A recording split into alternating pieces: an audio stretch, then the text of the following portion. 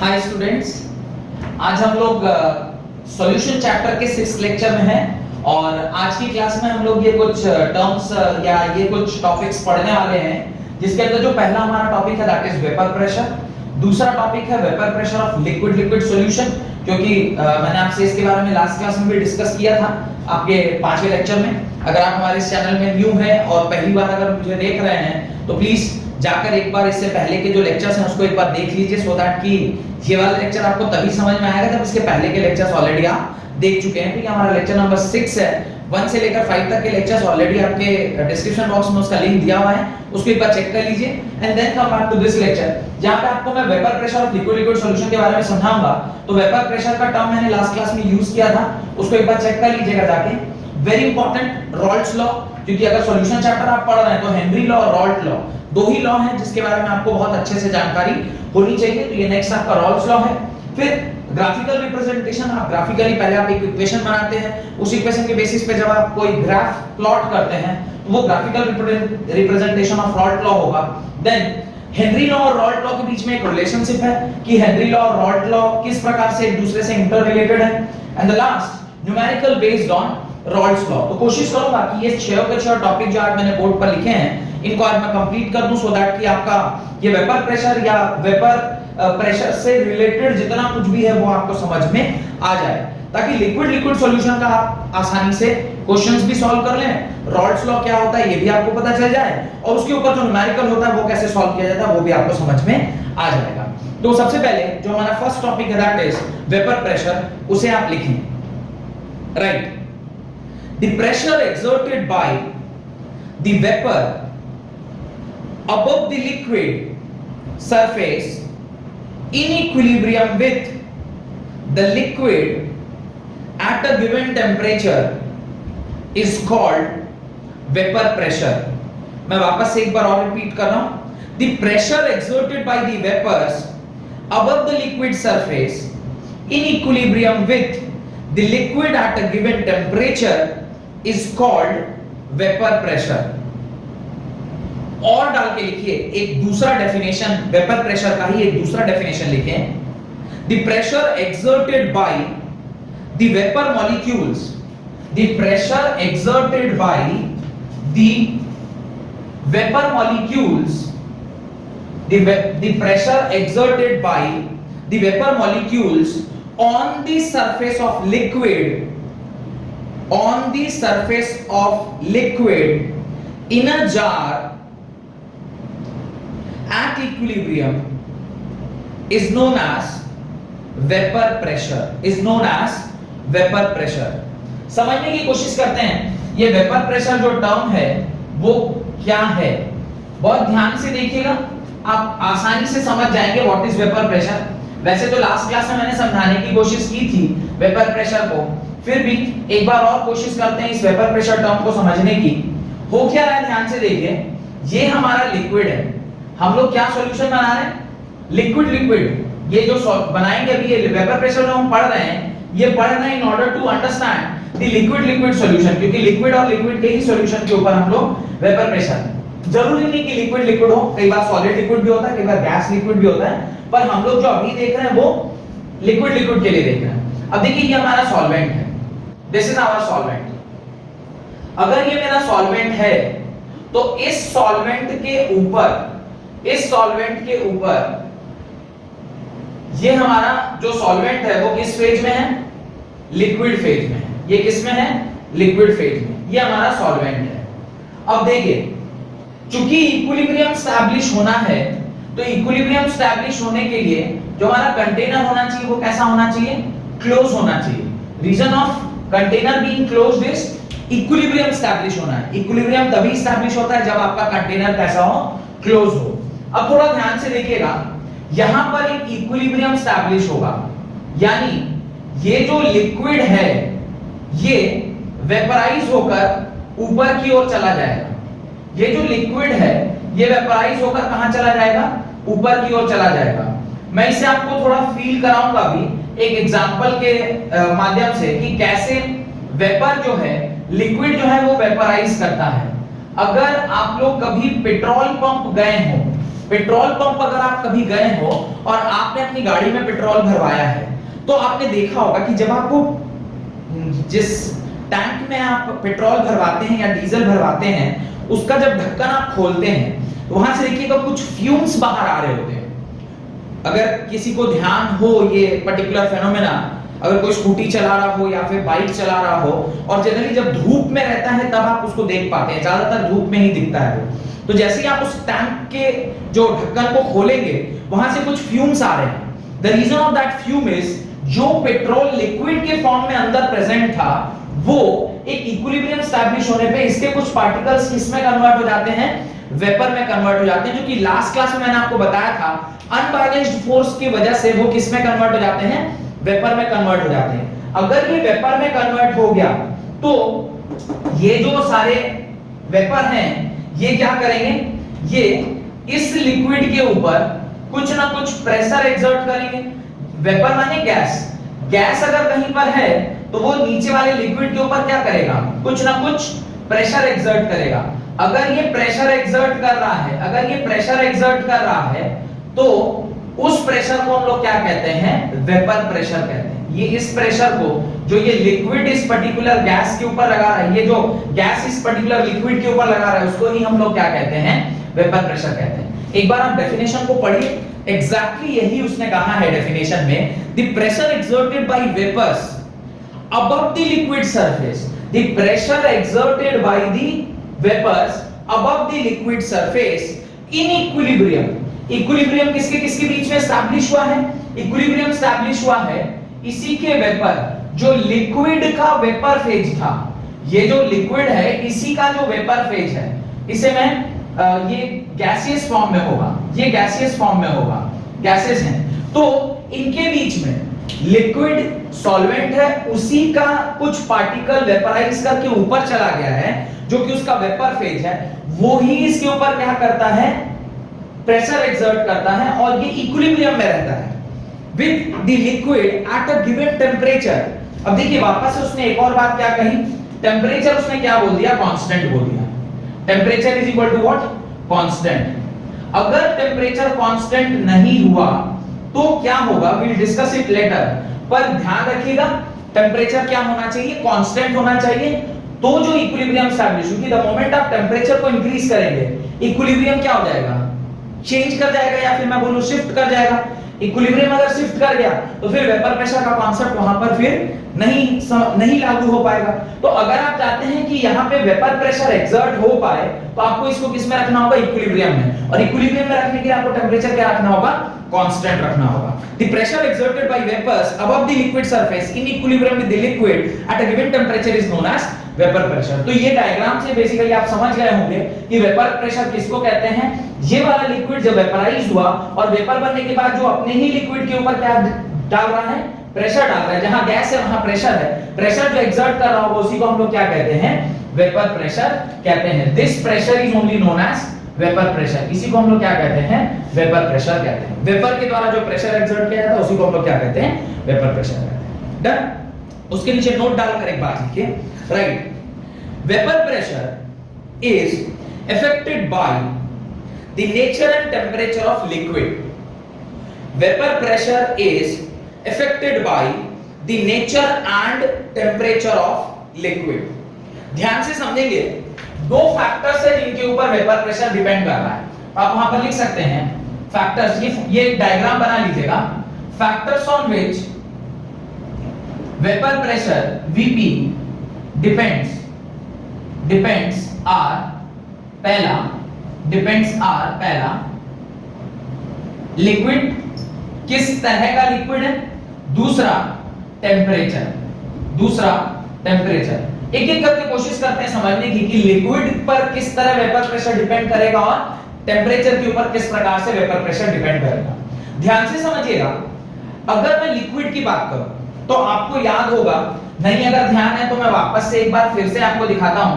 ये सपोज इस छोटे से एरिया का मैं क्या करता हूं, एक मैक्रोस्कोपिक इमेज बनाता हूं। जब मैं इसका मैक्रोस्कोपिक इमेज बनाऊंगा तो कुछ इस प्रकार से मैक्रोस्कोपिक इमेज मैंने आपको लास्ट क्लास में भी दिखाया था कि ये कैसा रहेगा। सपोज करिए जो एटम्स हैं वो कुछ इस प्रकार से एक दूसरे से आजू बाजू में जुड़े हुए हैं। किसके? इस लिक्विड के पार्टिकल्स ऐसे इस प्रकार से आपस में एक दूसरे से जुड़े हुए हैं। और ये समझना अब आपके लिए काफी आसान है। क्यों? क्योंकि आप लोगों ने सॉलिड स्टेट चैप्टर ऑलरेडी पढ़ रखा है। तो ये शायद मैंने लास्ट लेक्चर में बताया है, पर एक बार और मैं समझा देता हूं सो दैट कि आपको थोड़ा समझने में सहूलियत हो। मैं दो तरह के पार्टिकल्स को कंसीडर कर रहा हूं जिसको आप देखें। एक ये वाला पार्टिकल है और एक ये वाला पार्टिकल। ध्यान से समझिएगा, ये वाला जो मेरा पार्टिकल है, दिस पार्टिकल जो कि सेंटर में है, इसको ये वाला जो आपका एटम है, इस तरफ से ये वाला जो एटम है, इस तरफ से ये वाला जो एटम है, इस तरफ से ये वाला जो एटम है, ये इसको ऊपर की ओर खींच रहा होगा, ये इधर खींच रहा होगा, ये इस तरफ खींच रहा होगा और ये इस तरफ खींच रहा होगा। ये चारों इसको इस तरफ खींच रहे होंगे, पर जितना फोर्स इधर लग रहा है उतना ही फोर्स इधर भी लग रहा होगा। इस प्रकार से ये जो पार्टिकल था, जो मेरा पार्टिकल अंडर कंसीडरेशन था, वो उसके ऊपर बैलेंस्ड फोर्स थे, उसके ऊपर बैलेंस्ड फोर्सेस काम कर रहे थे। बैलेंस्ड फोर्सेस काम करने की वजह से उसके स्केप आउट होने की जो टेंडेंसी है वो क्या है? कम है। लेकिन this time I am considering this, ये वाले पार्टिकल को कंसीडर कर रहे हैं। अगर मैं ये वाले पार्टिकल को कंसीडर कर रहा हूं तो इसको खींचतान करने वाले इसके बगल बगल में सिर्फ 3 ही पार्टिकल हैं, एक ये, एक ये, एक ये। अगर मैं इसके फोर्सेस को दिखाऊं, अगर मैं इसके फोर्सेस को दिखाऊं तो ये इसको अपनी ओर इधर खींच रहा होगा, ये इसको अपनी ओर इधर खींच रहा होगा, ये इसको अपनी ओर इधर खींच रहा होगा। ऊपर इसको कोई खींचने वाला नहीं है। अगर इसे ऊपर कोई खींचने वाला नहीं है और ये अगर यहीं पर रह रहा है तो कोई ना कोई फोर्स ऐसा होना चाहिए जो ऊपर की ओर खींचे। दैट फोर्स के बारे में मैंने लास्ट क्लास में आपको बताया था, उसको क्या बोलते हैं? सरफेस टेंशन बोलते हैं। वो सरफेस टेंशन से ऊपर की ओर खींचा जाता है, तो इसकी टेंडेंसी ऊपर जाने की ज्यादा है। अब factor on which vapour pressure depends are, पहला लिक्विड। अब इस लिक्विड के ऊपर कैसे डिपेंड करेगा वो ध्यान से समझिएगा। ये जो पार्टिकल्स इसको फोर्स से खींच रहे हैं, इसका स्ट्रेंथ, इसका इंटरमॉलिक्यूलर फोर्सेस ऑफ अट्रैक्शन, ये जितना ज्यादा है, ये लिक्विड के होल्ड करने की टेंडेंसी उतनी ज्यादा है। तो अगर ये वाला जो फोर्स है, ये जो पर्टिकुलर एटम है जिसको मैंने इसे ब्लैक कलर से नीचे की ओर फोर्स दिखाया है, अगर ये ज्यादा अच्छे से उसको खींच के रखेगा तो इसकी हवा में जाने की टेंडेंसी क्या हो जाएगी? कम हो जाएगी। और हवा में जाने की अगर टेंडेंसी कम हुई तो ये लिक्विड वेपर में कन्वर्ट नहीं हो पाएगा, और अगर ये वेपर में कन्वर्ट नहीं हो पाया तो वेपर प्रेशर नहीं बनेगा।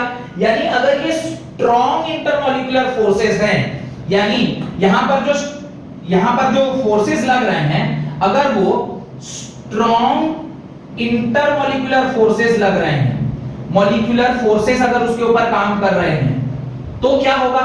If the strong intermolecular forces are there, तो इसके रिजल्ट से क्या होगा?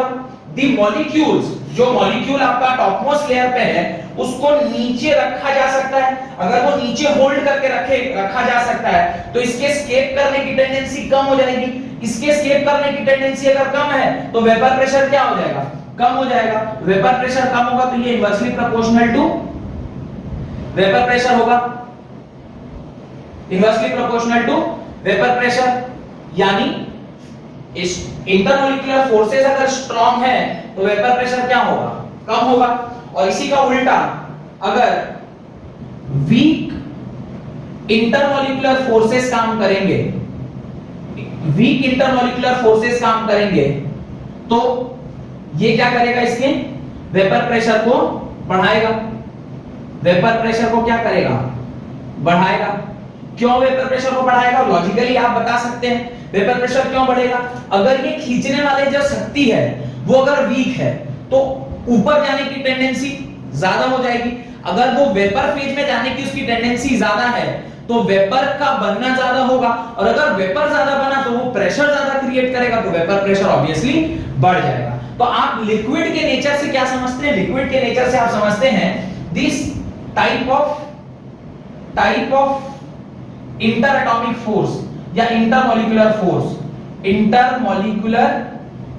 फोर्स, इसको आप समझते हैं लिक्विड से।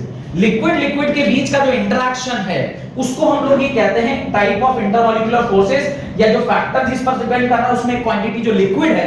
लिक्विड का मतलब है लिक्विड और लिक्विड के एटम्स में या मॉलिक्यूल्स के बीच का जो इंटरमॉलिक्यूलर फोर्सेस है। अगर दोनों का देखिए, समझिए, ये अगर मेरा एटम अंडर कंसिडरेशन है और ये नीचे वाला एटम है, अगर ये ज्यादा खींच के रखा हुआ है तो इसकी वेपर फेज में जाने की टेंडेंसी कम है। अगर ये वेपर फेज में नहीं गया तो ऊपर पहुंचा ही नहीं, अगर ये ऊपर नहीं गया तो वो वेपर का प्रेशर कैसे क्रिएट करेगा, नहीं कर पाएगा। लेकिन अगर ये जो आपका एटम अंडर कंसिडरेशन है, इसको खींचने वाली जो शक्ति है ये कमजोर है, ये वीक है, वीक इंटरमॉलिक्यूलर फोर्सेस है, तो ये नहीं खींच पा रहा, नहीं खींच पा रहा तो इसके ऊपर जाने की टेंडेंसी ज्यादा हो जाएगी। अगर ऊपर जाने की टेंडेंसी ज्यादा है तो वेपर फेज में गया, वेपर फेज में जाएगा तो वो वेपर होकर उसके ऊपर आसानी से प्रेशर एक्सर्ट कर पाएगा। तो होप कि मेरे ख्याल से ये आपको समझ में आ गया पहला पॉइंट कि फैक्टर जिसके ऊपर ये वेपर प्रेशर डिपेंड करता है उसमें लिक्विड एक बहुत इंपॉर्टेंट फैक्टर है। कि कैसा लिक्विड मतलब type of intermolecular forces. Type of intermolecular forces दो ही प्रकार के हो सकते हैं, या तो स्ट्रांग नहीं तो वीक। अगर स्ट्रांग होगा तो वेपर प्रेशर कम, अगर वीक होगा तो वेपर प्रेशर ज्यादा। नेक्स्ट टेंपरेचर के बारे में सोचिए। अगर मैं टेंपरेचर बढ़ाता हूं, सपोज करिए मैंने यहां पे लिक्विड का टेंपरेचर बढ़ा दिया, अगर मैं लिक्विड का टेंपरेचर बढ़ा रहा हूं क्या होगा? लिक्विड का टेंपरेचर अगर मैं बढ़ाऊंगा तो इंटरमॉलिक्यूलर जो सेपरेशन है वो घटेगा कि बढ़ जाएगा? सोच के बताइए। अगर मैं लिक्विड को हीट दे रहा हूं तो इंटरमॉलिक्यूलर जो डिस्टेंस है वो बढ़ेगा कि घटेगा? ऑब्वियसली बढ़ेगा। आपने पढ़ा है कि जब हम हीट देते हैं तो सिस्टम की काइनेटिक एनर्जी बढ़ जाती है, और काइनेटिक एनर्जी बढ़ेगी तो उसके बीच का सेपरेशन क्या हो जाएगा? बढ़ जाएगा।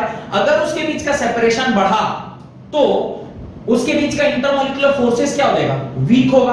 और अगर इंटरमॉलिक्यूलर फोर्सेस वीक हो गए तो वेपर प्रेशर क्या हो जाएगा? बढ़ जाएगा। यानी टेंपरेचर वाले टर्म को आप ऐसे समझ सकते हैं कि जब हम टेंपरेचर इंक्रीज करते हैं, if you are increasing the temperature, indirectly आप क्या कर रहे हैं? टेंपरेचर के बढ़ने से क्या होगा? टेंपरेचर के बढ़ने से intermolecular distance will increase, intermolecular distance बढ़ जाएगा। और अगर इंटरमॉलिक्यूलर डिस्टेंस बढ़ा तो इंटरमॉलिक्यूलर फोर्सेस वो क्या हो जाएंगे? वीक हो जाएंगे। और अगर इंटरमॉलिक्यूलर फोर्सेस वीक पड़ गया तो वेपर प्रेशर का क्या होगा? Vapour pressure will increase, because molecular forces weak पड़ गए तो जो खींचने वाला फोर्स था वो वीक हो गया। अगर जो खींचने वाला फोर्स है वो वीक है तो वो आसानी से क्या करेगा? स्केप आउट करके वेपर बनेगा। वेपर अगर बन गया तो वेपर बनने के बाद वो प्रेशर एक्सर्ट करेगा तो उसकी प्रेशर ऑब्वियसली क्या होगी? ज्यादा होगी। तो टेंपरेचर के टर्म में आप ये वाला ध्यान रख सकते हैं। This will help you out कि कैसे हम लोगों ने इसको समझा है। दिस विल हेल्प कैसे? टेंपरेचर के बढ़ने से इंटरमॉलिक्यूलर डिस्टेंस बढ़ेगा, इंटरमॉलिक्यूलर डिस्टेंस के बढ़ने से इंटरमॉलिक्यूलर फोर्सेस कम होंगे, और इंटरमॉलिक्यूलर फोर्सेस अगर कम हुए तो वेपर प्रेशर बढ़ गया। यानी टेंपरेचर के बढ़ने से वेपर प्रेशर बढ़ जाएगा। और ये इसलिए बढ़ रहा है क्योंकि उसका रीजन है temperature depends upon the kinetic energy. Kinetic energy system का बढ़ जाता है। तो टेंपरेचर के बढ़ाने से, अगर टेंपरेचर किसी सिस्टम का बढ़ रहा है तो उससे उसकी काइनेटिक एनर्जी क्या होती है? बढ़ जाती है। और टेंपरेचर के बढ़ने से अगर काइनेटिक एनर्जी बढ़ रही तो काइनेटिक एनर्जी बढ़ने से इंटरमॉलिक्यूलर डिस्टेंस बढ़ता है, इंटरमॉलिक्यूलर डिस्टेंस बढ़ने से इंटरमॉलिक्यूलर फोर्सेस वीक पड़ जाते हैं, इंटरमॉलिक्यूलर फोर्स अगर वीक पड़ जाते हैं तो वेपर प्रेशर बढ़ जाता है। तो इनडायरेक्टली टेंपरेचर के बढ़ने से वेपर प्रेशर भी बढ़ जाता है। तो होप कि ये वाला जो कॉन्सेप्ट है वो आपको समझ में आ गया। आगे लिखें, liquid solution formed when solvent is a liquid. Liquid solutions are formed when solvent is liquid. The solute can be a gas, a liquid or a solid. तो क्या कह रहा है वो थोड़ा समझिएगा। लिक्विड सॉल्यूशन जब भी फॉर्म हो रहा है तो इसका मतलब 100% सॉल्वेंट क्या होगा? लिक्विड होगा, क्योंकि लिक्विड सॉल्यूशन है इसका मतलब लिक्विड सॉल्वेंट होगा। मैंने याद है आपको एक टेबल लिखवाया है जहां पे मैंने वो तीनों सॉलिड हैं, तीनों गैस हैं और तीनों लिक्विड है, उसका एक टेबल आपको लिखवाया था। तो उस टेबल के अंदर जब आप देखेंगे तो लिक्विड अगर मेरा सॉल्वेंट है तो मेरा सॉल्यूशन भी कैसा होगा? लिक्विड होगा।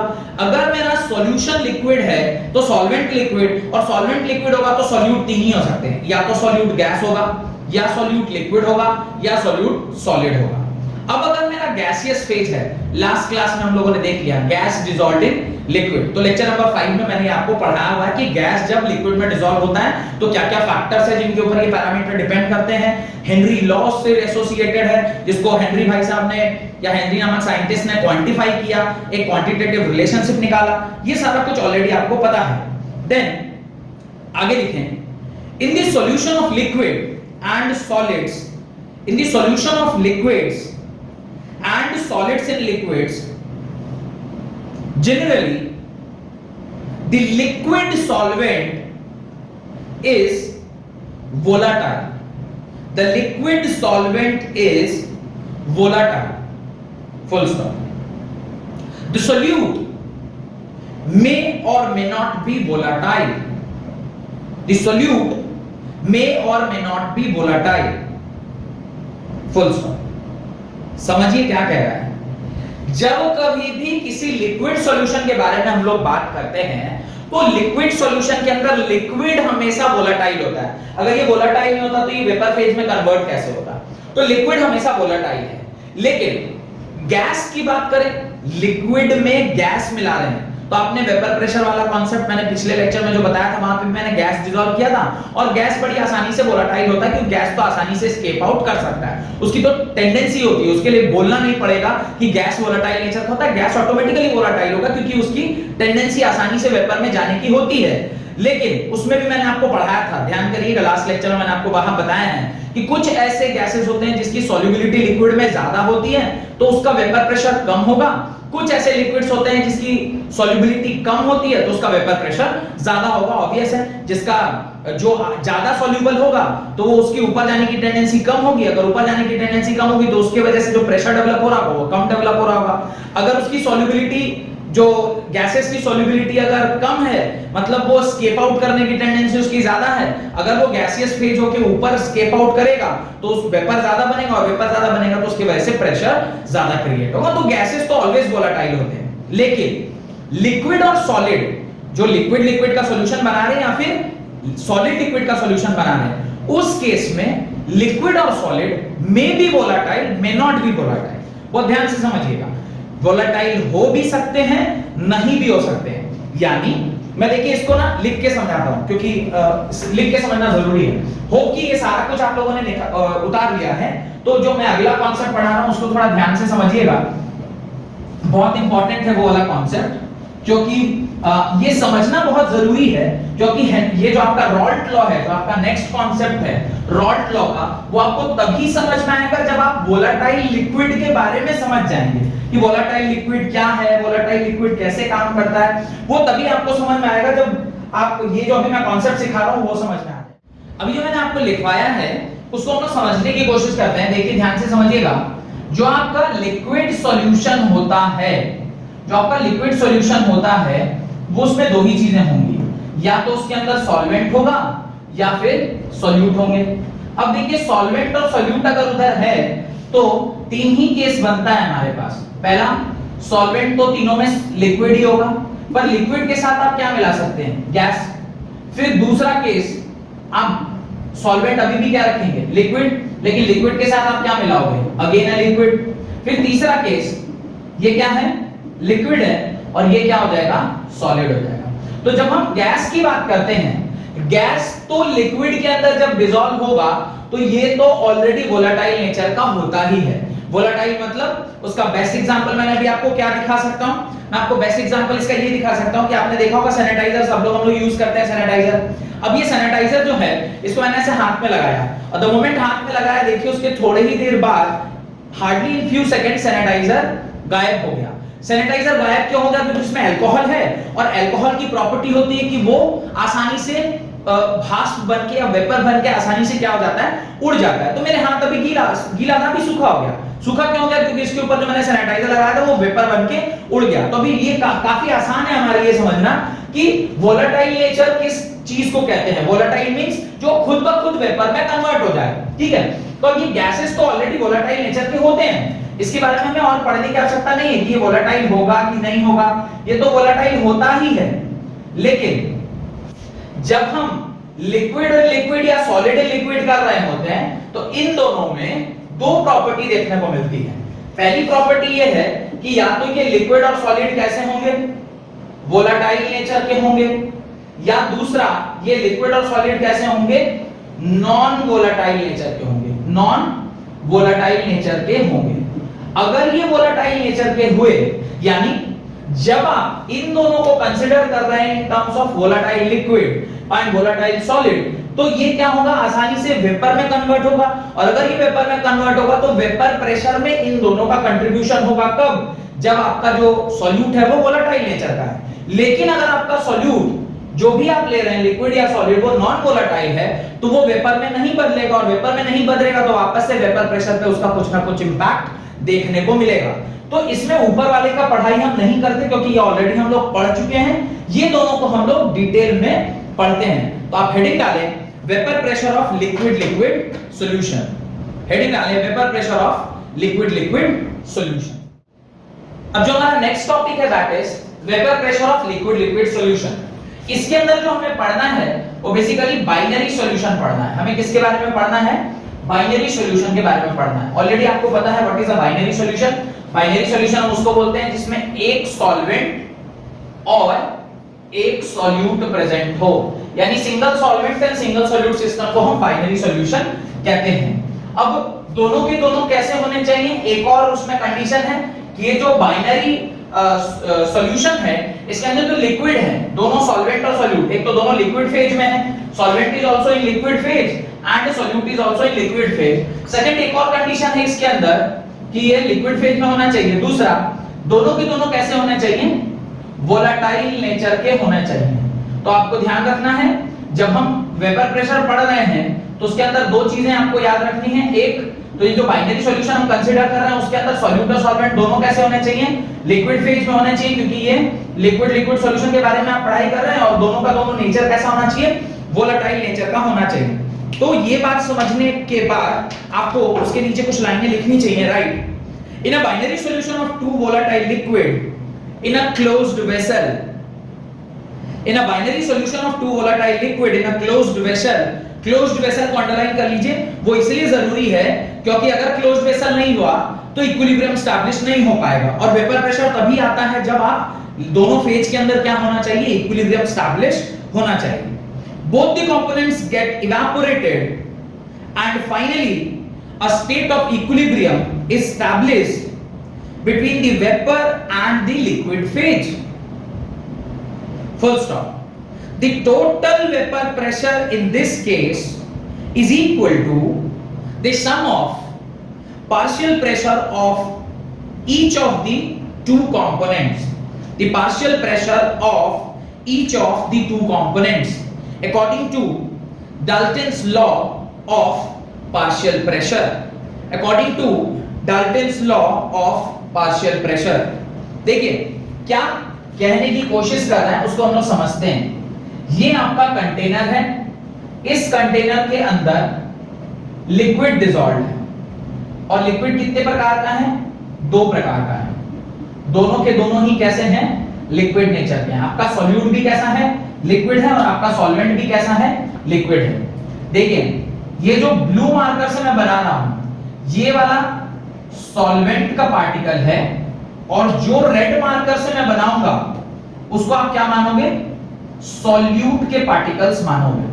अब ये सॉल्वेंट और सॉल्यूट दोनों ही कहां प्रेजेंट होंगे, यहां पर प्रेजेंट होंगे, क्योंकि ये लिक्विड फेज में है तो ये दोनों ही यहां पर क्या होगा, प्रेजेंट होगा। लेकिन मैं आपको लिक्विड फेज नहीं दिखा रहा हूं, मैं आपको कौन सा फेज दिखा रहा हूं, इनका वेपर फेज दिखा रहा हूं। और उसने ऐसा बोला है कहां पर, इन अ क्लोज कंटेनर में। उसका रीजन मैंने आपको ऑलरेडी बता रखा है, why they are talking about the close container. Close container होगा तभी इक्विलिब्रियम एस्टैब्लिश हो पाएगी। अब सॉल्वेंट और सॉल्यूट दोनों की वजह से कुछ पार्टिकल्स, जो सॉल्वेंट के कुछ पार्टिकल होंगे जो यहां प्रेजेंट होंगे, और सॉल्यूट के भी कुछ पार्टिकल्स होंगे जो यहां पे प्रेजेंट होंगे, क्योंकि दोनों ही जब लिक्विड है तो ऑब्वियस है दोनों के पार्टिकल्स यहां पर क्या होंगे, प्रेजेंट होंगे। तो सॉल्यूट और सॉल्वेंट दोनों के पार्टिकल्स जब यहां पे प्रेजेंट हैं तो जब इवेपोरेट करेगा या वेपर फेज में जाएगा तो दोनों के पार्टिकल्स यहां से नीचे से ऊपर की ओर मूव करेंगे। तो मेरे ख्याल से ये डायग्राम जो मैं बना रहा हूं ये भी आपको क्या करना चाहिए, अपनी कॉपी में बनाते चलना चाहिए in order to understand the concept of this particular vapour pressure of liquid and liquid solution. अब क्या होगा, ये जो सॉल्यूट के पार्टिकल्स हैं ये जंप करके नीचे से ऊपर की ओर जाएंगे। अगर ये नीचे से ऊपर की ओर जाते हैं तो ये पार्टिकल्स ऊपर यहां पर प्रेजेंट होंगे। अब मुझे बताइए कि जो मैंने नीचे वाला सर्कल बनाया है, ये रेड रेड वाला जो कुछ इस प्रकार का है तो वो भी सॉल्यूट ही, पर अगर मैंने उसे शेड नहीं किया है, इसका मतलब वो किस फेज में है? लिक्विड फेज में है, ठीक है। और अगर मैं उसे शेडेड कर रहा हूं तो ये किस फेज में है? वेपर फेज में है। कोई दिक्कत नहीं होगा, अंडरस्टैंडिंग आसानी से हो जाएगी। और अगर मैं इसे ऐसा बना रहा हूं तो ये भी क्या है? सॉल्वेंट ही है, पर this solvent is present in which phase? This is present in liquid phase, whether this solvent is present in vapour phase. तो डायग्राम से और इनसे आप आसानी से समझ पाएंगे कि क्या हो रहा होगा। अब ये भी यहां से क्या करेगा? वेपर बनाएगा, ये भी यहां से वेपर बनाएगा। तो आपके पास वेपर फेज में क्या क्या चीजें प्रेजेंट होंगी? सॉल्यूट के भी पार्टिकल्स प्रेजेंट होंगे और सॉल्वेंट के भी पार्टिकल्स प्रेजेंट होंगे। तो दोनों के दोनों ही वहां पर कैसे होंगे? प्रेजेंट होंगे। अगर दोनों के दोनों पार्टिकल्स वहां पे प्रेजेंट हैं तो वेपर प्रेशर किसकी किसकी वजह से होगा? सॉल्यूट की वजह से भी होगा और सॉल्वेंट की वजह से भी आपका वेपर प्रेशर होगा। क्यों? क्योंकि दोनों ही किस फेज में प्रेजेंट है? दोनों ही गैसियस फेज में प्रेजेंट है। और अगर दोनों गैसियस फेज में प्रेजेंट है तो दोनों की वजह से प्रेशर उस पे अप्लाई हो रहा होगा। तो अब मुझे बताइए कि सॉल्यूट और सॉल्वेंट के पार्टिकल्स जो लिक्विड फेज में थे वो वेपराइज करके कहां चले गए? ऊपर चले गए। और अगर ऊपर चले गए हैं तो एक सिचुएशन होगा जहां पर इनके बीच में क्या एस्टैब्लिश हो जाएगा? इक्विलिब्रियम एस्टैब्लिश होगा। और इक्विलिब्रियम एस्टैब्लिश होने के टाइम पर जो प्रेशर सॉल्यूट की वजह से इस लिक्विड पे पड़ रहा होगा वो अलग होगा और सॉल्वेंट की वजह से पड़ रहा होगा वो भी अलग होगा। तो डाल्टन ने अपनी एक थ्योरी दी थी। डाल्टन ने क्या बोला है? समझिएगा बहुत ध्यान से। डाल्टन ने बोला है कि टोटल प्रेशर जो है वो किसके बराबर होता है? All the gaseous present in the vapour phase का समेशन इंडिविजुअली उसकी वजह से होता है। क्योंकि हमारा ये जो पर्टिकुलर कॉन्सेप्ट है इसके अंदर दो ही सॉल्यूशन है, दो ही सॉल्वेंट है या दो ही कंपोनेंट है। As it is a binary solution, तो आपके पास सिर्फ एक सॉल्यूट और एक सॉल्वेंट है। तो जो टोटल प्रेशर होगा वो क्या होगा? सिर्फ P ऑफ सॉल्यूट के और P ऑफ सॉल्वेंट की वजह से होगा इंडिविजुअली। तो ये जो P ऑफ सॉल्यूट या ये जो P ऑफ सॉल्वेंट है इसी को हम लोग क्या बोलते हैं? पार्शियल प्रेशर बोलते हैं। इसको क्या बोलते हैं? पार्शियल प्रेशर बोलते हैं। This is partial pressure because of solute and this is partial pressure because of solvent। तो ये सॉल्वेंट की वजह से पार्शियल प्रेशर है और ये सॉल्यूट की वजह से पार्शियल प्रेशर है। और इन दोनों को जब आप ऐड करेंगे तो वो किसके बराबर आना चाहिए? वो आना चाहिए आपके टोटल प्रेशर के बराबर। और ये बात किसने कहा? ये बात डाल्टन ने अपने एक लॉ है, Dalton's law of partial pressure में बताया है।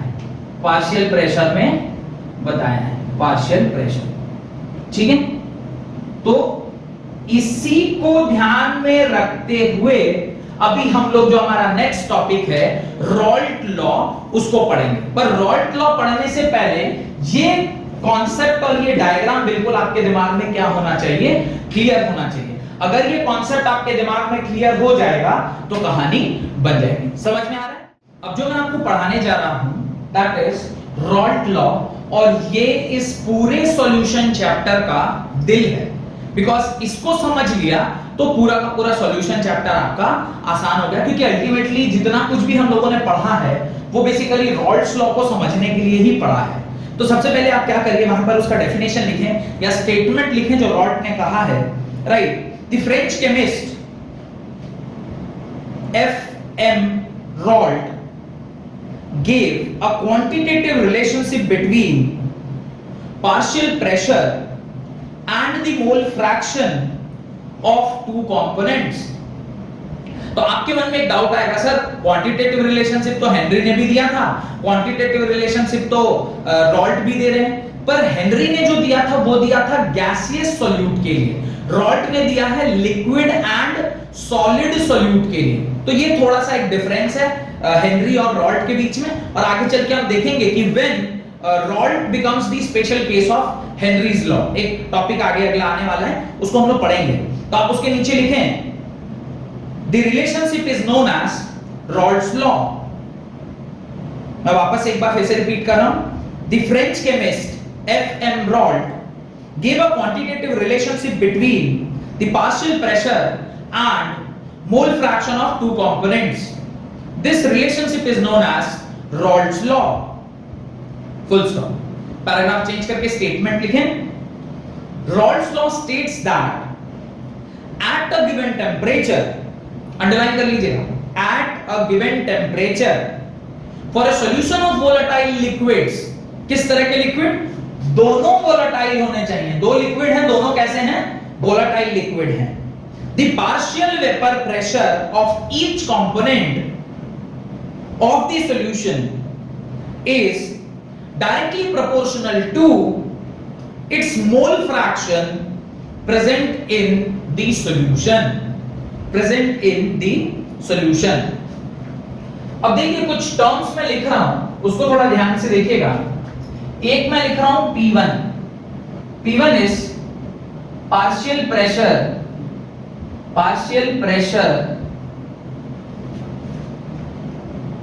of P1 को मैं सॉल्यूट को मैं P2 मानता हूं. सॉल्यूट को मैं P2 मानता हूं और सॉल्वेंट को मैं P1 मान लेता हूं. तो मैं लिख रहा हूं 1 is for solute and 2 is for solvent. Convention 1 और 2, नहीं तो फिर 2 है तो उसको कैसे समझेंगे? Partial pressure of solute in vapor phase, and P2 is partial pressure of solvent in vapor phase. Vapour में P1 and P2 यानी जो सॉल्यूट है, ध्यान से देखिएगा, जो सॉल्यूट है उसके वजह से जो प्रेशर आ रहा है, जो सॉल्यूट है उसके वजह से जो प्रेशर आ रहा है, यानी कि आपका सॉल्यूट का पार्टिकल था, इसके वजह से जो प्रेशर डेवलप हो रहा होगा उसको हमने क्या बोला है? उसको हमने P1 बोल रखा है. इसको हमने क्या बोला है? P1 बोल रखा है. ठीक है. और जो इसकी वजह से डेवलप हो रहा है, सॉल्वेंट की वजह से, उसको मैं क्या बोल रहा हूं? P2 बोल रहा हूं. इसकी वजह से जो डेवलप हो रहा है उसको मैं क्या बोल रहा हूं? P2 बोल रहा हूं. तो मेरे ख्याल से ये डायग्राम से भी आपको क्लियर है कि हम लोग P1 और P2 किसको बोल रहे हैं. Solvent is for blue colour. Blue colour के जो एटम्स हैं उसकी वजह से, या ब्लू कलर के जो मॉलिक्यूल्स हैं उसकी वजह से जो प्रेशर पड़ रहा है उसको मैं पार्शियल प्रेशर ऑफ सॉल्वेंट बोल रहा हूं, जिसको मैंने P2 बोला, और सॉल्यूट की वजह से जो पड़ रहा है उसको मैंने P1 बोल रखा है. और दो क्वांटिटीज को डिफाइन कर रहे हैं. एक है mole fraction. This is mole fraction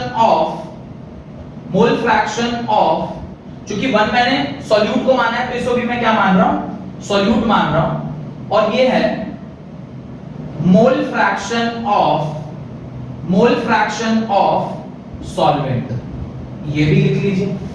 अब रॉल्ट ने जो डेफिनेशन दिया है उसके मुताबिक डेरिवेशन अगर आप देखिएगा तो आप लिखेंगे P1 is directly proportional to the mole fraction, यानी partial pressure of solute is directly proportional to the mole fraction of solute, and partial pressure of solvent is directly proportional to the mole fraction of solvent.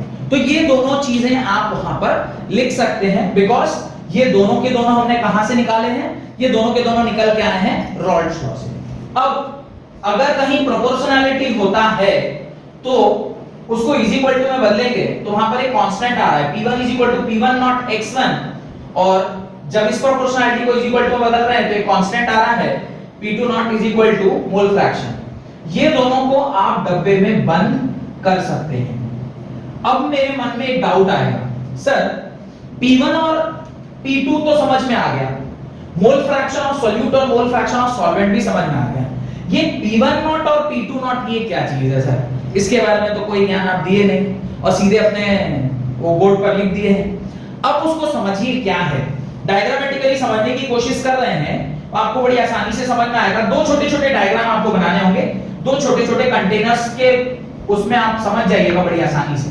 देखिए ये भी एक close container है, ये एक close container है, और इसके अंदर इस सॉल्यूट और सॉल्वेंट में से सिर्फ सॉल्यूट प्रेजेंट है. चूंकि सॉल्यूट प्रेजेंट है इसलिए मैं इसे किससे बना रहा हूं?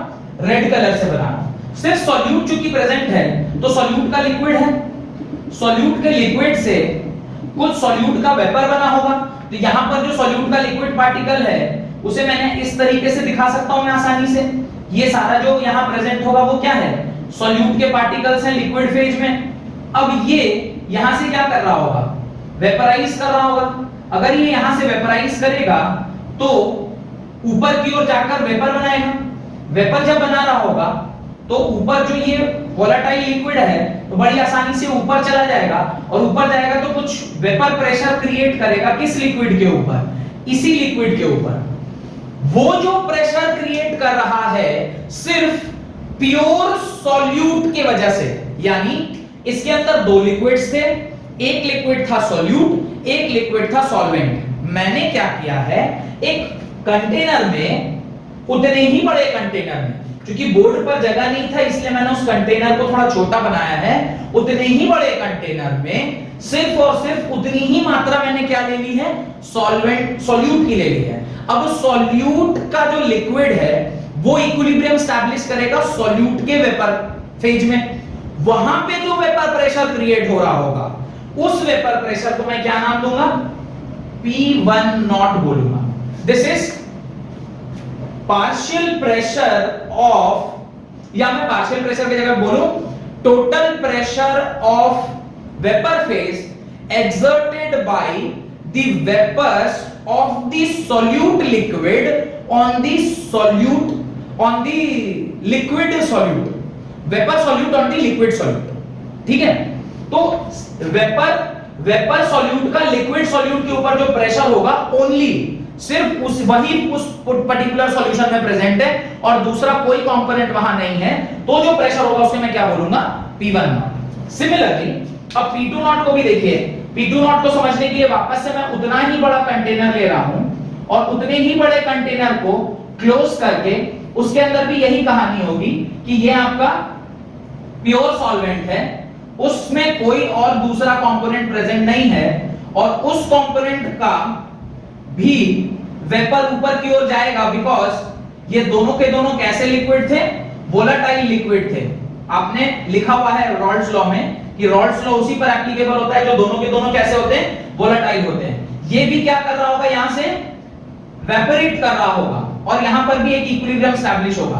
तो ये वेपर फेज में जो उसके सॉल्वेंट के पार्टिकल्स होंगे, वेपर फेज में जो सॉल्वेंट्स के पार्टिकल्स होंगे वो भी कुछ ना कुछ क्या कर रहे होंगे, प्रेशर एक्सर्ट कर रहे होंगे। किसके ऊपर, सॉल्वेंट लिक्विड के ऊपर। सॉल्वेंट का वेपर जब प्रेशर लगा रहा होगा, इन दैट केस जहां पे सिर्फ वही प्रेजेंट है, तो जो प्रेशर एक्सर्ट होगा उसको मैं क्या बोल रहा हूं, उसको मैं बोल रहा हूं P2 not. This is what, P2 not. ये P1 नॉट और P2 नॉट यही दोनों प्रेशर हैं जब उस कंटेनर में सिर्फ और सिर्फ कौन प्रेजेंट था, वही प्रेजेंट था, या सॉल्यूट प्रेजेंट था या फिर सॉल्वेंट प्रेजेंट था। अगर सिर्फ सॉल्यूट का लिक्विड प्रेजेंट है तो सॉल्यूट का लिक्विड वेपर फेज में जाएगा और वो वेपर फेज में जाने के बाद वापस से अपने लिक्विड के ऊपर जो प्रेशर लगा रहा होगा, दैट प्रेशर को मैंने क्या बोला, P1 नॉट। और सिर्फ अगर सॉल्वेंट लिक्विड प्रेजेंट है और वो जब वोलेटाइल नेचर का है तो ऊपर जा रहा होगा वेपर, और वो जब अपने लिक्विड के ऊपर, वो अपने जो सॉल्वेंट के ऊपर जो प्रेशर लगा रहा होगा उसको हम क्या बोलेंगे, P2 नॉट बोलेंगे। तो ये P1 नॉट और P2 नॉट मेरे ख्याल से आपको समझ में आ गया होगा।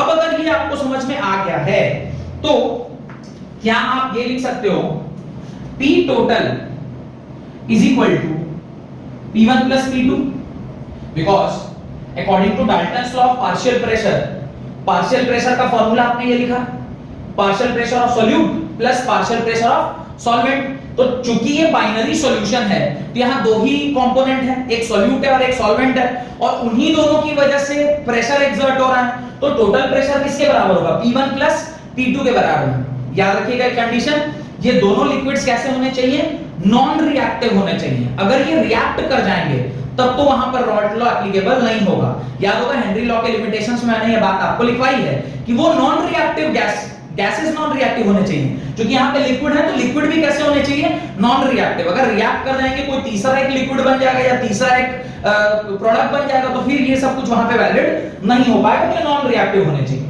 अब देखिए total pressure P1 plus P2 के बराबर, अगर total pressure P1 plus P2 के बराबर है तो मैं P1 और P2 की जगह उसकी वैल्यू लिख देता हूं। मैं लिखूंगा P1 not plus P2 not. मैंने लिख दिया P1 not plus P2 not. Once आपने P1 नॉट और P2 नॉट का टर्म वहां पे डाल दिया, PT is equal to P1 not x1 plus P2 not x2, तो आपका टोटल प्रेशर क्या निकल के आ गया? PT is equal to P1 not x1 plus P2 not x2। ये आपका टोटल प्रेशर का टर्म आ गया। लेकिन एक और चीज आप जानते हैं, आप क्या जानते हैं? Mole fraction of solute plus mole fraction of solvent is equal to 1 होगा। यानी किसी एक को किसी दूसरे के टर्म में अगर हम लिखें तो x1 का क्या फॉर्मूला होगा? 1 minus mole fraction of x2। अगर मैं इसे इक्वेशन नंबर 1 मान रहा हूं, इसे इक्वेशन नंबर 2 मान रहा हूं, तो क्या मैं इक्वेशन नंबर 1 से इक्वेशन नंबर 2 में रिप्लेसमेंट कर सकता हूं? बड़ी आसानी से रिप्लेस किया जा सकता है। तो total pressure PT is equal to क्या आ जाएगा? मैं x1 की जगह रख रहा हूं तो मैं इसे लिखूंगा P1 not 1 minus x2 plus P2 not into x2। यहां तक कोई डाउट है तो पूछिए। यहां तक मेरे ख्याल से आपको कोई डाउट नहीं होना चाहिए। अब मुझे ऐसा पूरा विश्वास है कि आप लोगों ने ये P1 और P2 का जो टर्म है वो आसानी से वहां पर लिख लिया होगा। तो इसको अगर आप लिख चुके हैं, मैं इसे मिटा रहा हूं क्योंकि मुझे थोड़ी सी जगह चाहिए ये डेरिवेशन को पूरा कंप्लीट करने के लिए। अब ध्यान दीजिए, PT इज इक्वल टू, आप लिखें P1 not into 1 minus P1 not x2 plus P2 not x2। कोई दिक्कत? PT इज इक्वल टू, थोड़ा ध्यान से देखिएगा, P1 नॉट x2 में क्या करता हूं, प्लस लेके कॉमन ले लूं तो आप लिखोगे P2 माइनस P1 के बराबर। ध्यान से देखिए, क्या ये फॉर्मूला आपका बन क्या रहा है? P is equal to P1 not plus P2 minus P1 not into x2। ये टोटल प्रेशर का फॉर्मूला है only in terms of mole fraction of x2। अगर मैं इसी को चाहता कि x2 को यहां से एलिमिनेट करना है, सिर्फ x1 के टर्म में चाहिए, तो मैं यहीं से एक और चीज लिख सकता हूं। मैं यहां से ये भी तो लिख सकता था, x2 is equal to 1 minus x1 के बराबर। ये अगर मैं लिखता तो इसको मैं इक्वेशन नंबर 3 मान लेता हूं, तो 3 को जब 2 में रिप्लेस करते तो PT क्या आता? देखिए PT आता P1 नॉट, अब मैं x2 को लिख रहा हूं तो इसे मैं x1 ऐसे लिख देता और P2 नॉट भी ऐसे लिख के x2 की जगह क्या लिखता? 1 माइनस x1 लिख देता। अब अगर ये लिखा है तो ध्यान से देखिएगा, यहीं पे मैं कर देता हूं, तो PT इज इक्वल टू, आप क्या लिखोगे?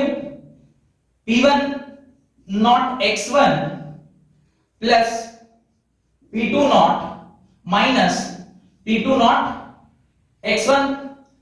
PT इज इक्वल टू, ध्यान से देखिए, यहां पे आप क्या लिखोगे? P2 not plus x1 times P1 not minus P2 not. ये भी एक इक्वेशन बनेगा, पर ये वाला इक्वेशन कब बनेगा? जब आपने किसको एलिमिनेट कर दिया? x2 को एलिमिनेट कर दिया। और ये वाली इक्वेशन कब बनेगी? जब आपने किसको एलिमिनेट कर दिया? x1 को एलिमिनेट कर दिया। ये जो रिलेशनशिप मैंने अभी बताया है आपको, रॉल्ट लॉ से ही हम लोगों ने इसे क्या किया है? डिराइव किया है। तो हो कि ये पूरा का पूरा रॉल्ट लॉ का एक्सप्रेशन, ये दो एक्सप्रेशन मैंने एक ही डेरिवेशन में निकाल दिया है। देखिए यहां तक तो सब कुछ सेम ही था, यहां पर भी ये वाला इक्वेशन भी रहेगा ही, बिकॉज़ दो ही कंपोनेंट है, तो mole fraction of solute plus mole fraction of solvent is equal to क्या आएगा? 1 आएगा। अब आप क्या करोगे? इस इक्वेशन में एक बार x1 को x2 के टर्म्स में लिख दोगे और एक बार x2 को x1 के टर्म्स में, और दो इक्वेशन चलेगी साथ साथ। और दो इक्वेशन जब चलेगी तो इस प्रकार से आपको दो टोटल प्रेशर का दो आपको इक्वेशन मिलेगा, एक मिलेगा इन टर्म्स ऑफ x2 और एक मिलेगा इन टर्म्स ऑफ x1। तो ये टोटल प्रेशर निकालना है जब आपको पार्शियल प्रेशर पता है और मोल फ्रैक्शन ऑफ सॉल्यूट पता हो या फिर मोल फ्रैक्शन ऑफ सॉल्वेंट पता हो। तो ये सवाल जब न्यूमेरिकल करेंगे तो और ज्यादा क्लैरिटी आएगी कि किसकी क्या वैल्यू है और किसकी वजह से क्या हो रहा है, किस तरह से इसके न्यूमेरिकल बनते हैं। पर होप कि ये डेरिवेशन आपको बड़ी आसानी से समझ में आ गया होगा। ठीक है, तो आगे जो अगला हमारा टॉपिक है उसको हम लोग देखते हैं। उससे पहले कुछ कंक्लूजन हम ड्रॉ करते हैं फ्रॉम रॉल्ट्स लॉ, तो उस कंक्लूजन के बारे में लिखते हैं। राइट, पॉइंट वाइज लिखिएगा। पहला point, the total vapour pressure over the solution can be related to mole fraction of any one component. First point क्या लिखा आपने? the total vapor pressure over the solution can be related to the mole fraction of any one component, जो कि clearly मुझे इस total pressure वाले expression से दिखाई दे रहा है। टोटल प्रेशर यहां भी है और टोटल प्रेशर यहां भी है। Total pressure can be written in terms of any one of the mole fraction का कंपोनेंट। यहां पे आपने सॉल्वेंट के टर्म्स में लिखा और यहां पे आपने सॉल्यूट के टर्म्स में लिख रखा है। Next, the total vapor pressure over the solution varies linearly with the mole fraction of component 2. The total vapor pressure over the solution varies linearly with the mole fraction of component 2. तो specifically वो इस equation की बात कर रहा है जहां पे टोटल प्रेशर जो है वो मोल फ्रैक्शन ऑफ कंपोनेंट 2 के ऊपर लीनियरली वैरी कर रहा है। आप थोड़ा देखिएगा, y mx c का फॉर्मेट बना हुआ है। y mx c, ये आपका इंटरसेप्ट है जो कि कांस्टेंट है, ये स्लोप हो गया, और ये आपका वेरिएबल जो कि आपने x एक्सिस में लिखा है और ये वेरिएबल आपने y एक्सिस में। अभी थोड़ी देर के बाद मैं आपको ग्राफिकल रिप्रेजेंटेशन पढ़ाऊंगा, वहां पे बड़ी आसानी से आपका क्लियर हो जाएगा। सिर्फ लिख लीजिए, फिर मैं समझाता हूं। And write the third point. The total vapor pressure over the solution increases or decreases with increasing mole fraction of component 1 depending upon the vapor pressure of pure component of 1 and 2. मैं वापस इस line को repeat कर रहा हूं, लिखें। The total vapor pressure over the solution increases or decreases with increasing mole fraction of component 1 depending upon the vapor pressure of component 1 and 2. तो देखिए, सेकंड वाली जो बात उसने कही है वो ये कह रहा है, थर्ड वाला जो पॉइंट है कि प्रेशर जो है वो डायरेक्टली प्रोपोर्शनल है मोल फ्रैक्शन के ऊपर, कंपोनेंट 1 के मोल फ्रैक्शन के ऊपर। इसके साथ साथ वो एक और चीज के ऊपर डिपेंड कर रहा है, वो क्या है? Vapour pressure of pure components. अभी थोड़ी देर पहले मैंने आपको प्योर कंपोनेंट्स के बारे में बताया। This is pure solute, this is pure solvent.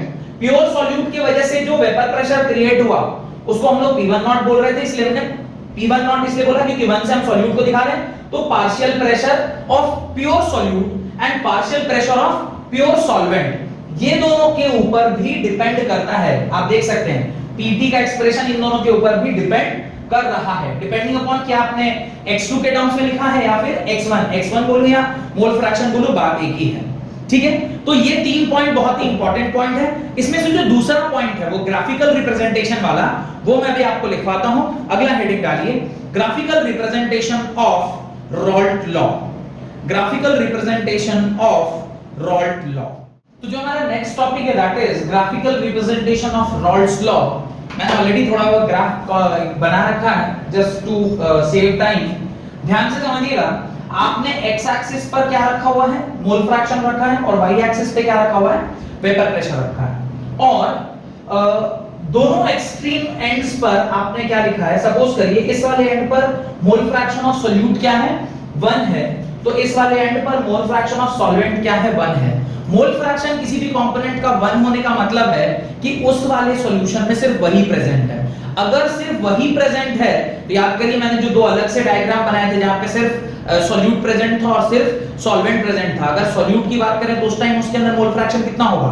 1। और सॉल्वेंट वाला जो डायग्राम था याद होगा उस तरफ मैंने बनाया था, तो उस टाइम पे उसका मोल फ्रैक्शन कितना होगा? 1। यानी x21 कब होगा? जब प्योर सॉल्वेंट लेंगे, और x11 कब होगा? जब प्योर सॉल्यूट लेंगे। अब थोड़ा ध्यान से देखिए, मैथमेटिक्स है, बहुत ज्यादा रॉकेट साइंस नहीं है, थोड़ा सा मैथमेटिक्स है। पहले मैं इक्वेशन को आपको दिखाता हूं। Pt इज इक्वल टू, किसी एक इक्वेशन को देखिए, P1 not plus x2 times P2 not minus P1 not, y is equal to c plus mx, y is equal to mx plus c। Equation of straight line होती है। y axis पे हमने क्या लिया? Vapour pressure. Vapour pressure मतलब total vapour pressure भी हो सकता है या इंडिविजुअल वेपर प्रेशर भी हो सकता है, पर हमने वेपर प्रेशर लिया मतलब y पे प्रेशर है। c is what? c is intercept. Intercept का क्या मतलब होता है वो मैं आपको बता देता हूं, यहीं पे बता देता हूं। जो लोग थोड़ा बहुत जानते होंगे मैथमेटिक्स, इंटरसेप्ट किसको बोलते हैं? ये जो ग्राफ जहां से इनिशियली स्टार्ट होती है ना y एक्सिस पे, this is called as intercept, this is called as slope. ये आपका थीटा होता है, इसको हम लोग क्या बोलते हैं? स्लोप। m जो कि tan थीटा के बराबर होता है, और tan theta is equal to p by b, और x जो है वो हमारे x कंपोनेंट है, इधर y होता है इधर x होता है, तो हम लोग लिखते हैं y is equal to mx plus c। तो इस तरह से इक्वेशन ऑफ स्ट्रेट लाइन निकाली जाती है। तो अब जब हम इस इक्वेशन को इस इक्वेशन के साथ कंपेयर करेंगे तो y एक्सिस पे टोटल प्रेशर आएगा, ये आपका इंटरसेप्ट हो जाएगा, दिस इज योर इंटरसेप्ट। देखते हैं कैसा आता है। ये आपका स्लोप है, this is your slope, and x जो है वो मोल फ्रैक्शन है। x एक्सिस पे आपने क्या ले रखा है, मोल फ्रैक्शन ले रखा है। तो जो सेकंड पॉइंट आपने लिखा था कंक्लूजन का, उसमें आपने लिखा था कि मोल फ्रैक्शन और वन ऑफ द कंपोनेंट के बीच में लीनियर इक्वेशन होता है, दिस इज लीनियर इक्वेशन। तो होप कि ये वाला कॉन्सेप्ट तो आपका क्लियर हो गया कि y mx c का फॉर्मेट फॉलो कर रहा है। तो y mx c का फॉर्मेट अगर ये फॉलो कर रहा है तो इसके बाद का हम लोग सीधे ग्राफ प्लॉटिंग को देखते हैं। अब सपोज करिए x1 0 है, अगर आप मोल फ्रैक्शन ऑफ सॉल्यूट को 0 कर देते हैं, इक्वेशन जो भी मान लीजिए, इसमें अगर मैं ये वाली चीज को क्या कर देता हूं, 0 मान लेता हूं, सॉरी यहां पे गलती लिख दिया, यहां 1 होना चाहिए, तो x2 क्या आएगा, 1 आएगा। अगर आपने x1 को क्या माना है, 0 माना है, तो x2 क्या आएगा, 1 आएगा। और अगर आप इसे 1 मान रहे हैं, ऑब्वियसली ये क्या होगा, 0 होगा। तो ये वाली कंडीशन आ गई, यानी अगर एक को 1 मानेंगे तो दूसरा 0, और दूसरे को 1 मानेंगे तो पहला 0। ये आपको समझ में आ गया होगा इस इक्वेशन की मदद से कि किस प्रकार से हम लोगों ने x1 और x2 के बीच में this is the mole fraction का रिलेशनशिप है। अब जब x1 0 है, आप x1 वाला टर्म कहां पर है, यहां पर है। अगर मैं इसे 0 कर, इसे x2 वाला टर्म कहां पर है, यहां पर। अगर x2 मेरा यहां है तो मैं x2 को क्या करता हूं, 0 करता हूं। अगर ये 0 हो गया तो 0 into एनीथिंग इज 0, तो pt कितना आ जाएगा, p1 नॉट। तो जब मेरा x2 0 है तो x1 पे क्या आएगा, जो वैल्यू आएगी उसे मैं क्या बोलूंगा, प्रेशर की जो वैल्यू आएगी उसे मैं क्या बोलूंगा, p1 नॉट बोलूंगा। ऑब्वियसली ये तो मैथमेटिक्स बोल रहा है, लॉजिकली भी यही होगा। x2 अगर 0 है, x2 अगर 0 मतलब मोल फ्रैक्शन ऑफ सॉल्वेंट 0 है। सॉल्वेंट का मोल फ्रैक्शन 0 होना मतलब वहां पे सॉल्वेंट प्रेजेंट नहीं है। सॉल्वेंट अगर प्रेजेंट नहीं है तो उसमें सिर्फ और सिर्फ क्या प्रेजेंट है, सॉल्यूट प्रेजेंट है। और सिर्फ सॉल्यूट की वजह से जो प्रेशर डेवलप हो रहा था उसको मैंने क्या बोला था, p1 नॉट बोला था। देखिए p1 नॉट, इक्वेशन और कॉन्सेप्ट दोनों मैच कर रहे हैं, मैंने यहां p1 नॉट लिख दिया। Now coming to this extreme end, इस एक्सट्रीम एंड पर आते हैं। अब मैं कह रहा हूं कि x1 आपका 0 है, x1 0 मतलब मोल फ्रैक्शन ऑफ सॉल्यूट 0 हो गया। अगर मोल फ्रैक्शन ऑफ सॉल्यूट 0 है तो मोल फ्रैक्शन किसका होगा, सिर्फ और सिर्फ सॉल्वेंट का। इसका मतलब we are talking about which type of solution, the solution which is only solvent. अब प्योर सॉल्वेंट में जो प्रेशर डेवलप हो रहा था वो किसके बराबर था, P2 नॉट के बराबर था। याद करिए, आपने कॉन्सेप्चुअली भी देखेंगे तो अगर सिर्फ और सिर्फ सॉल्वेंट प्रेजेंट है तो उसकी वजह से जो प्रेशर आएगा उसको क्या बोलेंगे, P2 नॉट बोलेंगे। अब देखिए मैथमेटिक्स भी वही कहता है, अगर आप x1 को 0 कर देते हैं, इस वाले इक्वेशन में अगर आप x1 को 0 करेंगे तो pt कितना आएगा, P2 नॉट आएगा। देख रहे हैं, जो इक्वेशन बोल रहा है और जो कॉन्सेप्ट बोल रहा है वो एज इट इज मैच होना चाहिए, और अगर वो मैच कर रहा है इसका मतलब सब कुछ हम लोग सही पढ़ रहे हैं। तो यहां पे मैं लिख देता हूं P2 नॉट। मेरे कुछ स्टूडेंट्स को ये डाउट आना चाहिए कि सर आपने ऑटोमेटिकली खुद से इसको ऊपर उसको नीचे रख दिया। हम लोग ऐसा मान के चल रहे हैं कि वो सॉल्यूट है, वो सॉल्वेंट है, ये सॉल्यूट है, तो सॉल्यूट की मात्रा कम है और सॉल्वेंट की मात्रा ज्यादा है। सॉल्वेंट उसे कहते हैं जिसकी क्वांटिटी थोड़ी ज्यादा हो, और सॉल्यूट इसे कहते हैं जिसकी क्वांटिटी थोड़ी कम हो। तो जो कम होगा उसके करस्पॉन्डिंगली जो प्रेशर होगा वो कम होगा, जो ज्यादा होगा उसके करस्पॉन्डिंगली जो प्रेशर होगा वो ज्यादा होगा। डन। अब यहां से जहां x इज इक्वल टू 1 से, यानी मोल फ्रैक्शन इसका 1 था और मोल फ्रैक्शन इसका 0 हो गया, तो जिस टाइम पे मोल फ्रैक्शन 0 हुआ उस टाइम पे मोल फ्रैक्शन ऑफ सॉल्यूट अगर 0 है तो उस टाइम पे प्रेशर क्या हो जाएगा सॉल्यूट का, 0 होगा। यानी ये ग्राफ यहां से चल के कहां पहुंचना चाहिए, इसको, ये ग्राफ को यहां से चल के, ये ग्राफ को यहां से चल के कहां तक पहुंचना चाहिए, यहां तक पहुंचना चाहिए। क्यों यहां तक पहुंचना चाहिए, क्योंकि जब इसका मोल फ्रैक्शन 1 था, इसका मतलब we are talking about pure solute, और जब इसका मोल फ्रैक्शन 1 है तो we are talking about mole pure solvent. Pure solvent में सॉल्यूट नहीं होगा, और सॉल्यूट नहीं होगा तो सॉल्यूट की वजह से जो प्रेशर होगा वो क्या होगा, 0 होगा। तो अल्टीमेटली ये ग्राफ को यहां से चल के कहां तक आ जाना चाहिए, यहां तक आ जाना चाहिए। यहां पर भी आप पुट करके देखेंगे तो वही इक्वेशन आएगी। आप पुट करके चाहे तो देख भी सकते हैं, x2 जिस टाइम पे 1 हो रहा है, x2 अगर आपका क्या हो रहा है, 1 हो रहा है। ये you put the value of x2 as 1, अगर आप x2 1 करेंगे तो ये माइनस है और ये प्लस है, ये दोनों आपस में क्या हो जाएगा, कैंसिल हो जाएगा। आपके पास क्या बचेगा, सिर्फ और सिर्फ p2 नॉट। तो p2 नॉट तो ऑलरेडी मिला हुआ है, तो p1 की वजह से जो वैल्यू होगी वो क्या हो जाएगी, 0 हो जाएगी। सिमिलरली अब आप x2 को कंसीडर करें, x2 का मोल फ्रैक्शन 1, h2 का मोल फ्रैक्शन 1 मतलब मोल फ्रैक्शन ऑफ सॉल्वेंट 1 है। जिस टाइम पे मोल फ्रैक्शन का सॉल्वेंट 1 है, इसका मतलब उसमें सॉल्यूट नहीं है। अगर उसके अंदर सॉल्यूट नहीं है तो प्रेशर ये था। अब धीरे-धीरे ये यहां से यहां आते-आते क्या हो गया, घट के क्या हो गया, 0 हो गया। अगर इस वहां से यहां पहुंचने में इसका मोल फ्रैक्शन 0 हुआ, मोल फ्रैक्शन ऑफ सॉल्वेंट 0 मतलब उस पर्टिकुलर सॉल्यूशन में सॉल्यूट नहीं है, सॉल्वेंट नहीं है। अगर सॉल्वेंट नहीं है तो उसके करस्पॉन्डिंगली जो प्रेशर होगा वो क्या हो जाएगा, 0 हो जाएगा। यानी जैसे जैसे मोल फ्रैक्शन 1 से घट के 0 होगा, वैसे वैसे ही जो आपका टोटल प्रेशर है वो भी घट के क्या हो जाना चाहिए, वो भी घट के क्या हो जाना चाहिए, वहां से घट के 0 तक आ जाना चाहिए। डन। अब एक और इक्वेशन अभी मैंने लिखा नहीं है बोर्ड के ऊपर, वो इक्वेशन मैं लिखता हूं, Pt is equal to P1 plus P2 के बराबर होता है। Pt is equal to P1 plus P2 के बराबर होता है।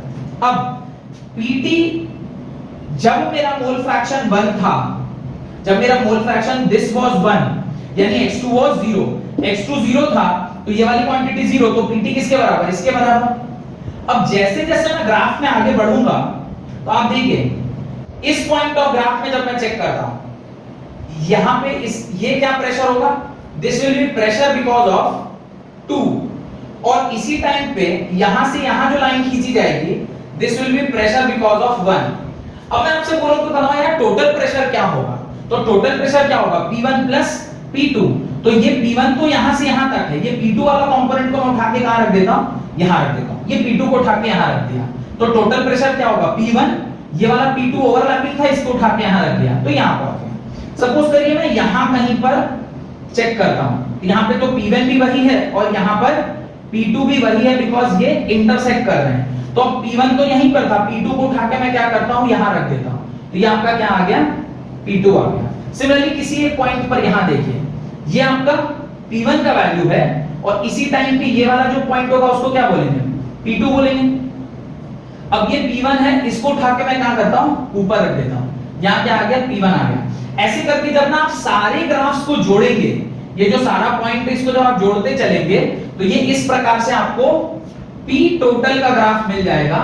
ये क्या मिल जाएगा, P टोटल का ग्राफ मिलेगा, जिसे मैं बोलूंगा P1 प्लस P2।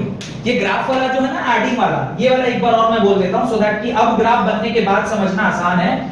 आप लोग जानते हैं P total P1 plus P2 होता है, क्यों, ये तो हम लोग ऑलरेडी पढ़े हैं, Dalton's law of particular pressure. अगर बाइनरी सॉल्यूशन है तो प्रेशर 1 प्लस प्रेशर 2 किसके बराबर होना चाहिए, टोटल प्रेशर के बराबर। अगर ये रिलेशनशिप ट्रू है तो ग्राफ भी इसको ट्रू बोलना चाहिए। अगर ग्राफ ट्रू बोल रहा है तो हम लोग कोशिश करते हैं समझने का। इस पॉइंट पे यहां ये ब्लू वाले तक जो प्रेशर है, ये एक्चुअली प्रेशर किसकी वजह से, P2 की वजह से, तो इसको मैं यहां से यहां तक P2 बोलता हूं, और इसी पॉइंट पे जो P1 का प्रेशर है वो कहां से, यहां से यहां तक है, इस पॉइंट से इस पॉइंट तक।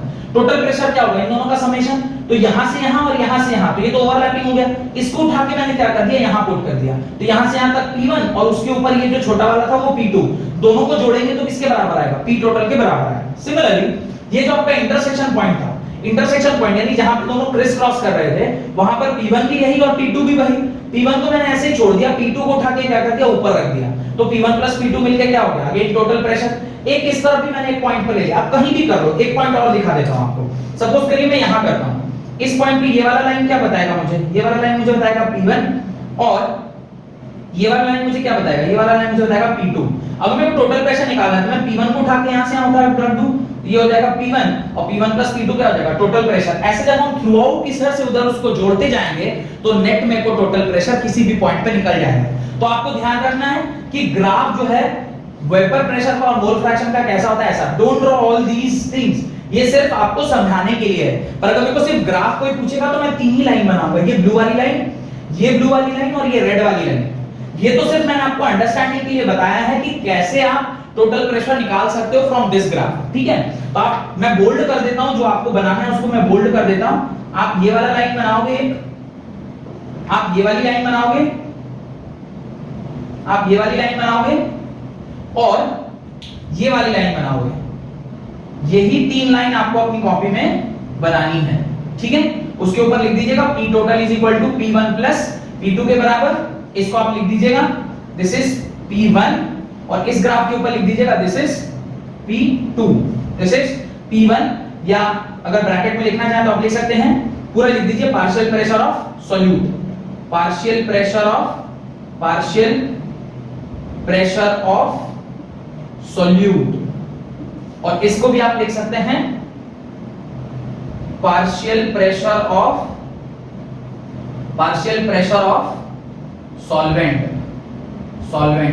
ये इस प्रकार से आप सिर्फ लिख सकते हैं, पर ये ना बीच में जो मैंने बनाया उसको मत बनाइएगा, क्योंकि वो सिर्फ समझाने के लिए था, एक्चुअल ग्राफ में उसकी रिक्वायरमेंट नहीं है। तो टोटल प्रेशर भी निकालना आपको मैंने सिखा दिया है। एक लास्ट कॉन्सेप्ट जो आज की क्लास में रह गई है, that is Raoult law as a special case of Henry's law. तो उसको सिर्फ आप हेडिंग डालिए Raoult's law as a special case of Henry's law, उसको पढ़ते हैं और फिर न्यूमेरिकल से अगली क्लास स्टार्ट करें। तो हमारा लास्ट टॉपिक आज की क्लास का है Raoult's law as a special case of Henry's law. देखिए रॉल्ट लॉ, ये जो हम लोगों ने लिखा है दिस इज रॉल्ट्स लॉ और हेनरी लॉ, ध्यान से देखिएगा। तो पहले तो एक बेसिक डिफरेंस आपको पता होनी चाहिए कि ये वाला लॉ कब लगाते हैं और ये वाला लॉ कब लगाया जाता है। ये वाला लॉ तब लगाया जाता है, ध्यान से देखिएगा, ये वाला लॉ हम लोग तब लगाते हैं जब सॉल्यूट हमारा कैसा होता है, गैसियस फेज में होता है, और सॉल्वेंट हमारा कैसा होता है, लिक्विड फेज में होता है। डन।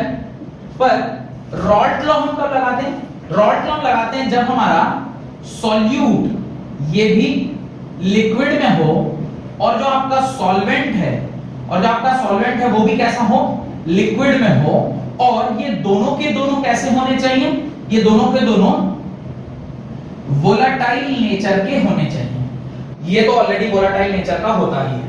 तो रॉल्ट्स लॉ और जब हेनरी लॉ का आप कंपेयर करोगे तो P of I यानी partial pressure of any individual component is equal to partial pressure of pure component into mole fraction of that particular component. ये कहां से आता है, रॉल्ट लॉ से आता है।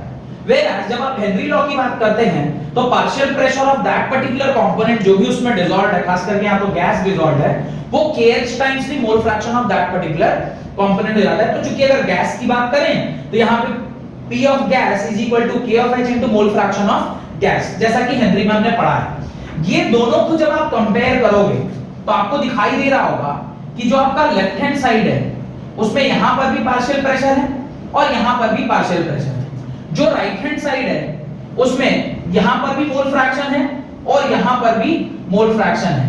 अगर मैं कह रहा हूं कि Raoult law is a special case of Henry's law, इसका मतलब एक ही कंडीशन पे ऐसा संभव है जब हेनरीज कांस्टेंट किसके बराबर हो जाए, Pi0 के बराबर हो जाए, यानी उस पर्टिकुलर कंपोनेंट का, यानी प्योर कंपोनेंट सॉल्यूट या सॉल्वेंट प्योर कंपोनेंट का जो पार्शियल प्रेशर है वो जब हेनरीज कांस्टेंट के बराबर हो जाए, तब हम लोग ये कह सकते हैं कि हेनरी लॉ का स्पेशल केस क्या है, रॉल्ट्स लॉ। यानी Raoult's law is a special case of Henry's law. तो सिर्फ एक बात लिख लें वहां पर, ये पूरा तो आप लिख ही लीजिएगा, उसके बाद सिर्फ एक लाइन लिखिए, Raoult's law and Henry laws becomes identical except that their proportionality constant kh Henry's constant and Pi0 constant for Rault law। Pi0 किसको बोल रहे हैं, प्योर कंपोनेंट का पार्शियल प्रेशर, आर डिफरेंट। तो ये तभी अलग अलग है जब ये दोनों चीजें क्या है, डिफरेंट है। Therefore Rault's law becomes a special case of Henry's law in which kh is equal to Pi0, kh is equal to Pi0। Done. तो देखिए आज की क्लास में एक बार वापस आपको पूरा एक बार रिवाइज करा देता हूं कि क्या क्या हम लोगों ने पढ़ा है। सबसे पहले मैंने आपको पढ़ाया कि वेपर प्रेशर क्या होता है। वेपर प्रेशर पढ़ाने के बाद मैंने आपको बताया कि vapour pressure in liquid solution कैसे निकालते हैं। फिर आपको मैंने रॉल्ट्स लॉ पढ़ाया।